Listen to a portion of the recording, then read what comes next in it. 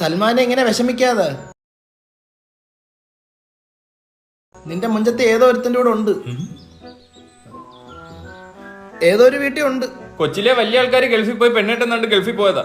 ഇപ്പൊ വന്നപ്പോ കൊച്ചുള്ളവര് പെണ്ണ് കെട്ടി കിടക്കുന്നു. അല്ലേലും ഇതൊക്കെ പ്രസവ ജീവിതത്തിൽ ഉള്ളതാക്കാം. ആര് പ്രസവിച്ച നീരതല്ലേ? എടാ മോനെ, പ്രവാസ ജീവിതം.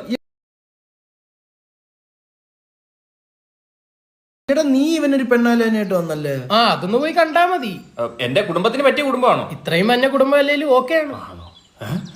എടാ നീ എന്നെ കൊണ്ട് വീട്ടിൽ ചായ പിടിക്കാൻ പോയില്ല എന്തോ? അത് പെണ്ണിനൊക്കെയാണ്, പക്ഷെ പെണ്ണിന്റെ വാപ്പ വഴങ്ങളിലൊന്നും. ബാപ്പ വഴങ്ങാൻ ഞാൻ അങ്ങനെ കൊണ്ടാ ഹണിമൂണിന് പോണത്.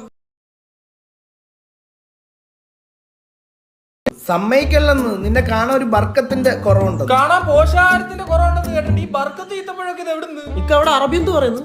ഇടയ്ക്ക് സംസ്കൃതം പറയൂടാ. ഈ തമാശ പോകുന്നതിന് മുമ്പ് ഒന്നുകൂടെ പറയണേക്ക. എന്തിനാടാ? ഞാൻ അപ്പ ചിരിക്കാം. അല്ലെങ്കിൽ ആഡിറ്റോറിയം ഒക്കെ ഉണ്ട്. എന്നിട്ട് നീ സാരി എടുത്തു വന്നില്ലേ? നിന്നെ അങ്ങ് കേട്ടാ. അല്ല, ഈവന്റ് മാനേജ്മെന്റ് കാര്യങ്ങളൊക്കെ നോക്കണ്ടേ? എടാ അതിനല്ലേ ഇവന്റ് ബി. ഇവന്റ് ബി അവരൊരു ഇവന്റ് മാനേജ്മെന്റ് ഗ്രൂപ്പാ.